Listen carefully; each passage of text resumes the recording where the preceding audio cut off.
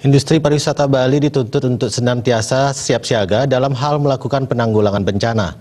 Hal ini mengingat berbagai bencana alam berpotensi terjadi kapanpun dan dimanapun, seperti erupsi Gunung Agung yang kembali terjadi akhir-akhir ini. Berbagai bencana alam berpotensi melanda kepariwisataan di Bali. Hal itu perlu diantisipasi dengan respon cepat terhadap penanggulangan bencana demi menunjukkan kepada wisatawan bahwa destinasi pariwisata di Bali mampu memberikan keamanan jika nantinya terjadi bencana alam.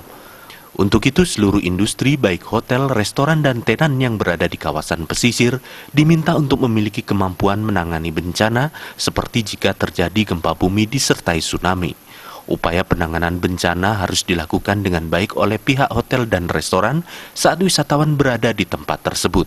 Sebagai kawasan pariwisata dan juga kita menghandle beberapa hotel di sini, tentunya di samping koordinasi kita juga ingin memastikan bahwa pada saat terjadi bencana kita tidak canggung, dan kita mengetahui bahwa kawasan ITDC adalah yang ada di pinggir pantai. Nah, tentunya kesiapsiagaan meyakinkan para wisatawan bahwa kita memiliki dokumen dan kemudian kita memiliki kesiapsiagaan untuk melakukan penanggulangan manakala terjadi. Nah, kita semua tidak akan menginginkan terjadinya bencana, namun demikian kita harus punya suatu pedoman untuk menanggulangi hal-hal yang mungkin akan terjadi.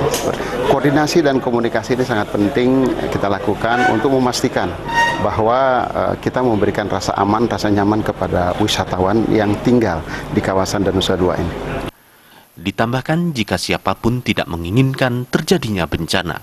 Namun di industri pariwisata, kemampuan dalam kesiapsiagaan menanggulangi bencana sangat penting untuk meyakinkan para wisatawan agar tidak khawatir berkunjung ke Bali.